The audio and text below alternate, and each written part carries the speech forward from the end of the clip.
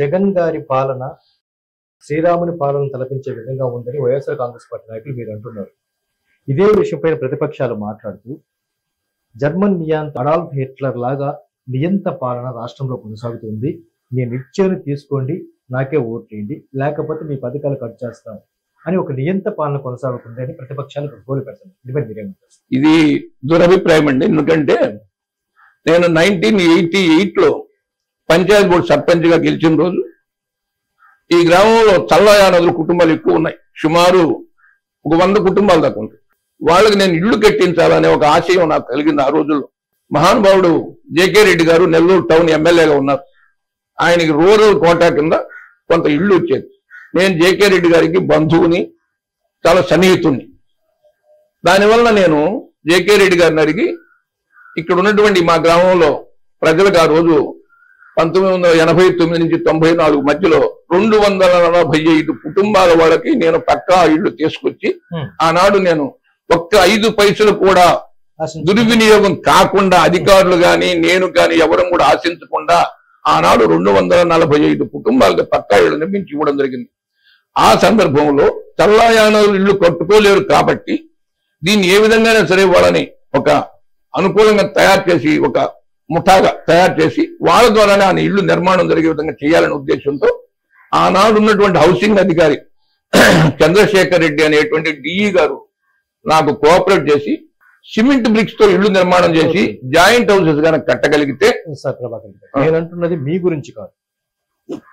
జగన్ గారి పాలన రాష్ట్ర వ్యాప్తంగా ఎలా ఉందంటే నేను ఇచ్చింది తీసుకోండి, నేను చెప్పిన నేను దానికే దీన్ని చెప్తున్నాను. ఆనాడు నన్ను ఇళ్లు కట్టిస్తానంటే ప్రతి ఒక్కరు నన్ను దుర్మార్గంగా తిట్టారు. పేదవాళ్ళకి ఇళ్లు కట్టించి ఇల్లు మాకు పనికిరాని కూడా చేస్తాడు, దరిద్ర కూతులు తిట్టారు. నేను అనుభవించిన బాధని. ఇన్ ది సేమ్ టైం ఈనాడు పెత్తందారి మనస్తత్వం కలిగినటువంటి రాజకీయ నాయకులకి ఈ పేదవాడికి సామాజికంగా అభివృద్ధి చేయాలనే మనస్తత్వం కలిగినటువంటి జగన్మోహన్ రెడ్డి గారికి మధ్య జరుగుతున్న ఘర్షణ మాత్రమే ఇది. అంతే తప్ప ఇక్కడ ఆ పాత కమ్యూనిజం చెప్పేవాళ్ళు బూర్జువా మనస్తత్వం అని, ఆ బూర్జువా మనస్తత్వం కలిగిన నాయకులకు మాత్రమే జగన్మోహన్ రెడ్డి గారు అంటే పడడం లేదు. జగన్మోహన్ రెడ్డి గారు 100% పేదవాడిని అభివృద్ధి తీసుకురావాలి, పేదవాడు అభివృద్ధి చెందితేనే ఈ దేశం బాగుంటుంది అనేది ఆయన సదుద్దేశం. ఆయన ఉద్దేశ ప్రకారం ఈనాడు ఇవన్నీ కూడా టేకప్ చేయడం జరిగింది. ఎక్కడ కూడా ఎవరు కూడా ఆయన ఎవరిని ఆదేశించినట్టు కానీ నేను ఇచ్చిందే తీసుకోండి, నేను చెప్పిందే వినాలనేటువంటి మాటలు మా సచివాలయంలో మేము వినలేదు. మరి మా మండలంలో కూడా నేను ఎక్కడ వినలా. మరి అంతా కూడా కేవలం అతిశయోక్తి, ప్రతిపక్షాలు చేస్తున్న దుష్ప్రచారం అంతే. 100%. ప్రభాకర్ రెడ్డి గారికి కమ్యూనిజం భావాలు బాగా ఉన్నట్టున్నాయి. నా చిన్న వయసు నుంచి కూడా నేను అలాంటి భావాలతో పెరిగినటువంటి పేదవాళ్ళతో మమేకమై పెరగడం వల్ల నేను కమ్యూనిస్టు మా ఊర్లో కూడా చాలా బాగా ఉన్నారు వేళ్ళు అనుకొని వాళ్ళతో కూడా నాకు సఖ్యత ఉండడం వల్ల నేను దక్క వెంకయ్య గారితో కానివ్వండి, భావనరాజుతో గారితో కానివ్వండి, వీళ్ళందరితో కూడా చాలా సఖ్యతగా ఉండేవాడిని. నాకు చాలా మంది కమ్యూనిస్టు వాదులు, ఆ రమణారెడ్డి గారు కానివ్వండి, వీళ్ళందరూ కూడా బాగుండేవాళ్ళు. నేను అందరితో కూడా కలిసిమెలిసి ఉండేవాడిని. అందువల్ల నాకు ఆ భావాలు కూడా కొంతవరకు అంటిని. నా తండ్రి గారు కూడా నన్ను ఎవరైనా మీలాంటి వాళ్ళు వచ్చి ఏందండి చెట్టు అంత కొడుకుంటే ఇంకా మీరు కష్టం చేసేది ఏంది, ఆ బిడ్డని మీరు చేలోకి పంపించవచ్చు కదా, వ్యవసాయం చేయొచ్చు కదా అంటే, నా బిడ్డ వల్ల నాకు చెడ్డ పేరు రావడం వల్ల, నా బిడ్డ వల్ల నాకు చెడ్డ పేరు వచ్చింటే మీరు చెప్పిన పని చేసేవాడిని. ఇప్పుడు నన్ను ప్రభాకర్ రెడ్డి తండ్రి ఆశేషారెడ్డి అంటున్నారు కానీ ఆశేషారెడ్డి కొడుకు ప్రభాకర్ రెడ్డి అనలేదు. సో అందువల్ల నేను నా కొడుకునైతే మాత్రం నేను తన పని తాను చేసుకోమంటానే తప్ప నేను అతను అడ్డగించను అని చెప్పడం జరిగింది. ఇదే సిద్ధాంతం జగన్మోహన్ రెడ్డి గారు ఆచరిస్తున్నారు. ఆచరించడం వల్లనే ఈ రాష్ట్రంలో ఉన్నటువంటి పెట్టుబడిదారీ మనస్తత్వం కలిగినటువంటి వాళ్ళందరికీ కూడా బాధగా కంటకింపుగా ఉన్నది. వాళ్ళు మాత్రమే చంద్రబాబుని మద్దతు పలికి ఈ విధంగా జగన్మోహన్ రెడ్డి గారు వ్యతిరేకిస్తున్నారు అనేది నా అభిప్రాయము. ఓకే సార్, మీ ఫోన్ మీద రాజశేఖర రెడ్డి గారి చిత్రపటం, మీ గోడ మీద రాజశేఖర రెడ్డి గారి చిత్రపటం, మీ గుండెలో రాజశేఖర రెడ్డి గారికి ప్రత్యేకంగా ఇస్తాను. ఏంటి సార్ ఈ కారణం ఏంటి?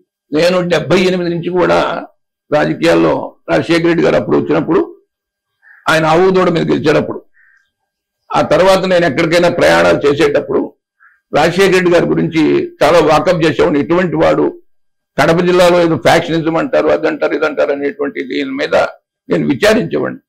నాకు చాలా చక్కటి రిపోర్ట్ వచ్చింది రాజశేఖర రెడ్డి గారి మీద. అదేవిధంగా రాజారెడ్డి గారిని గురించి కూడా కొంతమంది దుర్మార్గంగా మాట్లాడుతుంటే వాటి మీద కూడా నేను విచారణ చేయడం జరిగింది. ఇప్పటికీ నేను కడప జిల్లాలో నాకు అనేక మంది ఫ్రెండ్స్ ఉన్నారు. నేను వాళ్ళందరితో కూడా టచ్ లో ఉంటాను. సింహాద్రిపురంలో ఒక స్నేహితుడు ఉన్నాడు, అదేవిధంగా పొద్దుటూరులో ఒక స్నేహితుడు ఉన్నాడు. ఇట్లా నాకు అన్ని దగ్గర కూడా స్నేహితులు పెడుతూ ఉంటాను. వాళ్ళందరితో కూడా నేను మాట్లాడుతుంటాను. అక్కడ ఉన్నటువంటి వాళ్ళ సమాచారాన్ని సేకరించడం వల్ల నాకు రాజశేఖర రెడ్డి ఒక ఆరాధ్య దైవం అయిపోయినాడు. ఇతను ఎప్పటికైనా గొప్ప నాయకుడు అవుతాడు అని నేను భావించాను. ఆ విధంగానే 2004లో మహనీయుడు ముఖ్యమంత్రి కావడం, ఆ ముఖ్యమంత్రి అయిన తర్వాత నేను ఒక 6 పర్యాలు నేను ఆయన్ని యాజ్ ఏ సీఎం గా ఆయన ఇంటికి పోయి క్యాంప్ ఆఫీస్ లో నేను కలిస్తే ప్రతిసారి నేను వెళ్ళినప్పుడు నా భుజం తట్టి, ప్రభాకర్ రెడ్డి ఎప్పుడు పేదవాడి పనైనా ఏదైనా ఒక పని అడిగి నువ్వు చేసుకొని బాగుపడబ్బా అని నాకు చెప్తే నాకు ఇప్పటికీ మనసులో అంత బాధగా ఉంది. ఆయనకి తనయుడిగా జగన్మోహన్ రెడ్డి గారు కూడా అదే విధమైన భావాలతో పనిచేస్తున్నాడు. నేను జగన్మోహన్ రెడ్డి గారిని స్వయంగా కలవలేకపోయినాను, కానీ ఓదార్పు యాత్రలో కలిశాను. ఆ పిల్లగాడిని, ఆ అబ్బాయిని చూస్తే నాకు ఆ రోజుల్లో నేను నాయకుడికి మంచి ఇది ఉందని చెప్పి నేను గెస్ట్ చేయడం జరిగింది. ఎందుకంటే మా మండలానికి ఓదార్పు యాత్రకు వచ్చినప్పుడు భయంకరమైన వర్షం. ఆ రోజు ఆ వర్షంలోనే నా మోటార్ బైక్ వేసుకొని నేను పైలట్ లాగా పోతూ కోడూరు పడిపోయాడు. ఇట్లా మేము కోడూరు పాడు నుంచి నిడుముసిలికి రావడానికి దారి అక్కడ నీళ్ళల్లో మేము రాలేము కాబట్టి నేను ఇలా తిరిగిపోయి నిడుముసిలికి చేరాను. అక్కడి నుంచి ప్రతి ఊరు నుంచి కూడా జగన్మోహన్ రెడ్డి గారు రాగానే జగన్మోహన్ రెడ్డి గారు ఊరికి వచ్చారని చెప్పినాడు మైక్ లో అనౌన్స్ చేసి ఆ గ్రామస్తులకు మైక్ ఇచ్చేసి మళ్ళీ నేను నెక్స్ట్ విలేజ్కి వెళ్ళాడు. ఈ విధంగా నేను వెళ్ళడం. తర్వాత అంతిమంగా ఆయన ఇందుకూరుపేట మండలం ఆ డేవిస్పేట దగ్గర ఒక గెస్ట్ హౌస్ ఉండి గెస్ట్ హౌస్ లో ఆయన దిగాడు. నైట్ సుమారు 2 గంటలప్పుడు వర్షంలో, భయంకరమైన వర్షం. అక్కడ ఆయన వదిలేసి మా పాటి మేము వచ్చేసాం. నిన్న ఆయన చూడాల, నేను ఆయన పరిచయం లేదు, ఏం లేదు. కానీ 2వ రోజు ఉదయాన్నే నేను మళ్ళీ పోయినా. అక్కడ పోతే అక్కడ జనం రద్దీగా ఉన్నారు. ఆయనతో ఫోటో తీసుకునే పరిస్థితి కూడా లేదు, మాకు కలిసే పరిస్థితి కూడా లేదు. సరే అక్కడ ఏదో రాజశేఖర విగ్రహం దగ్గర నేను ఏదో మాట్లాడాను 4 మాటలు. ఆ తర్వాత అక్కడి నుంచి ఆయన్ని తీసుకొని టీపీ గూడూరు అంటే అయినారు. టీపీ గూడూరు మండలంలో వరిగొండలో 2 రాజశేఖర విగ్రహాలు ఆవిష్కరించున్నారు. అక్కడ దువ్వూరు శ్రీనివాసుడు ఒక అబ్బాయి ఉంటే ఆ అబ్బాయి ఇంటి పక్కనే ఒక రాజశేఖర రెడ్డి విగ్రహం ఉండదు. ఆ విగ్రహావిష్కరణకి పైకి జగన్మోహన్ రెడ్డి గారిని రాజమోహన్ రెడ్డి గారిని ఇన్వైట్ చేయడానికి నన్ను పిలిచారు. నేను పోవడం జరిగింది. నేను ఆ కార్యక్రమంలో రాజమోహన్ రెడ్డి గారిని ఇద్దరిని కూడా పిలిచినప్పుడు జగన్మోహన్ రెడ్డి గారు ఒక మాట అన్నారు, అంకుల్ 2 విగ్రహాలు ఎందుకు ఇక్కడ దగ్గరలో అన్నారు. నాయన ఇద్దరు కూడా 2 వర్గాల వాళ్ళు, నాన్నగారి అభిమానులు, అందువల్ల వాళ్ళిద్దరు కూడా చెరొక దగ్గర విగ్రహం పెట్టారు. నాన్న దయచేసి ఏమనుకోబాకండి అని చెప్పిన రోజు అడగడం జరిగింది.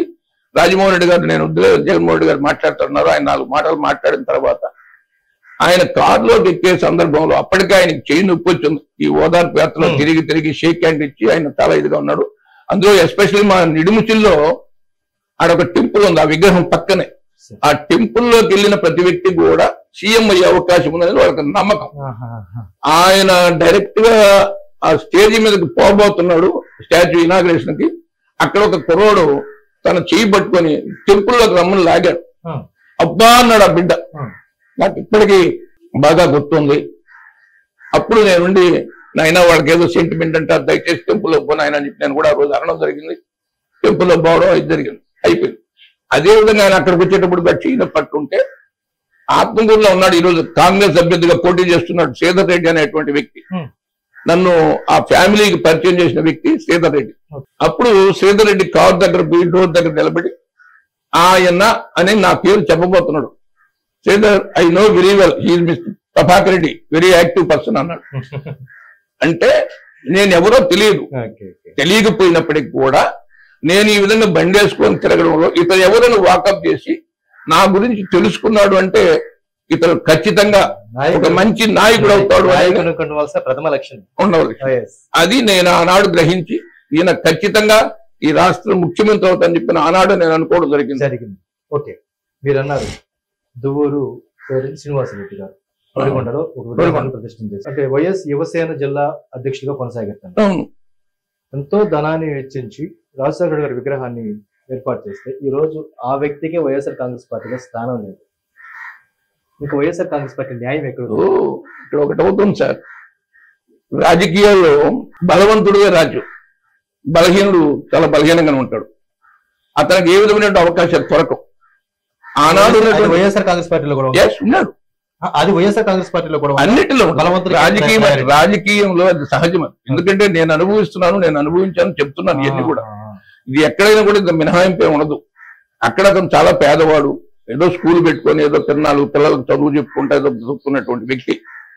అతనిని అక్కడ ఉన్నటువంటి వాళ్ళకి వీడేంద్ర వచ్చేది అనేటువంటి భావన కొంతమంది నాయకులకు ఉండేది. దానివల్ల వాళ్ళ అతను ఎక్కిరానికుండా చేయడం జరిగింది, వాస్తవం. అయితే అతను కూడా ఏంటంటే తట్టుకునే శక్తి లేదు కాబట్టి నేను కూడా చెప్పాను, శ్రీను నీకు తట్టుకునే శక్తి లేదు నాయన, రాజకీయాల్లో నువ్వు నేరుగా ఎక్కువగా చొచ్చుకొని పోవద్దని నా అభిప్రాయం నాన్న. మనం తట్టుకోగల శక్తి ఉంటేనే రాజకీయం చేయాలా, లేకపోతే చేయకూడదని చెప్పి నేను కూడా సలహా ఇచ్చిన వాళ్ళలో ఒకడిని.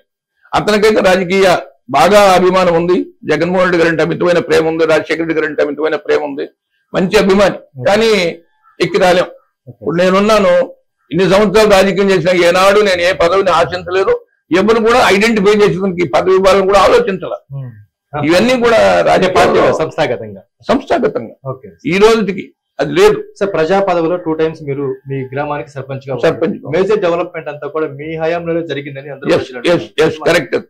కరెక్ట్. ఎందుకంటే ఏ రాజకీయ పార్టీ అధికారంలో ఉన్నా కూడా నేను వాళ్ళ దగ్గరికి వెళ్ళి నా పనులు నేను చేసుకొచ్చేవాడిని. మీకు ఎగ్జాంపుల్, నారాయణ గారు తెలుగుదేశంలో మంత్రిగా ఉన్నారు. నారాయణ గారు తెలుగుదేశంలో మంత్రి అయినప్పటికీ నేను దీంట్లో మేము వైసీపీలో పనిచేస్తున్నప్పటికి కూడా అక్కడ ఉన్నటువంటి అధికారులకు నేను నా రిప్రజెంటేషన్ ఇచ్చి నారాయణ గారి ద్వారా ఎండార్స్మెంట్ రాయించుకొని మా గ్రామ సచివాలయానికి బిల్డింగ్ నేను తీసుకురావడం జరిగింది ఆ రోజు. అదేవిధంగా ఆనాడు ఉన్నటువంటి కలెక్టర్ ఆ జానకి గారికి మా ఊరు బరేల్ గ్రౌండ్లు చాలా అధ్వానంగా ఉన్నాయి, వాటికి ఏదైనా కాంపౌండ్ వాళ్ళు శాంక్షన్ చేసి సిస్టమ్ ఏదో వచ్చిందన్నప్పుడు మా గ్రామానికి కూడా చేయమని చెప్పి ఆనాడు జానకి గారిని రిక్వెస్ట్ చేస్తే ఆనాడు ఆమె చేయడం జరిగింది. మరి తెలుగుదేశం గవర్నమెంట్ లో నేను ఈ 2 కూడా తీసుకొచ్చాను. గ్రామానికి చెందిన ప్రథమ పౌరుడిగా మీ బాధ్యత సమర్థవంతంగా. సార్ రాజకీయంగా ఎంతో అనుభవం మీ సొంతం, ఎంతో మంది ముఖ్యమంత్రులు మీరు చూసిండొచ్చు. సో ఇప్పటి వరకు రాష్ట్రాన్ని పాలించిన ముఖ్యమంత్రులు మీ అభిమాన ముఖ్యమంత్రి రాజశేఖర రెడ్డి గారు, దానికి రెండో మాటలు సెకండ్ థాట్. ఫైనల్ గా చెప్పండి సార్, కోవూరు నియోజకవర్గ ప్రజలకి మన ఛానల్ తరఫున రాబోయే మే 13 ఎన్నికల్లో ఏ విధమైన నిర్ణయం తీసుకోవాలో మీ అనుభవాన్ని వెంగడించిన మాటలతో తప్పని. ఎందుకంటే ప్రతి పేదవాడికి కూడా అవసరమైనది తాను అభివృద్ధి చెందడం, ఆ అభివృద్ధి చెందేటువంటి అవకాశాన్ని జగన్మోహన్ రెడ్డి గారు కల్పిస్తున్నారు. కాబట్టి ఇంత చక్కగా పేద ప్రజలకు ఉపయోగపడే విధంగా ఆయన పనిచేస్తూ ఆయన పేద ప్రజలకు అవసరమైనటువంటి అవసరాలు తీరుస్తూ వీళ్ళు అభివృద్ధి చెందడానికి మూలకారకులైనటువంటి జగన్మోహన్ రెడ్డి గారికి ఖచ్చితంగా ఫ్యాన్ గుర్తులకు ఓటేసి వారి అభ్యర్థుల్ని గెలిపించడం మంచిది. వారు గెలిస్తేనే మన రాష్ట్రం అభివృద్ధి చెందుతుంది, రాష్ట్ర ప్రజలు అభివృద్ధి చెందుతారు అని చెప్పి నేను మనస్ఫూర్తిగా భావిస్తున్నాను. రాష్ట్ర ప్రజలందరూ కూడా ఆ యొక్క జగన్మోహన్ రెడ్డి గారికి మద్దతు తెలపాలని చెప్పి నా మనస్ఫూర్తిగా కోరుకుంటున్నాను. Thank you very much sir. మీ విలువైన సందేశాన్ని మన ఛానల్ ప్రేక్షకులకు అందించేందుకు మీరు కోరుకునే విధంగా రానున్న రోజుల్లో ప్రజాపక్షపాతిగా పేరుగాంచిన జగన్మోహన్ రెడ్డి గారికి వారి అభ్యర్థులకి మంచిగా జరగాలని మన ఛానల్ మనసారి కోరుకుంటున్నాను.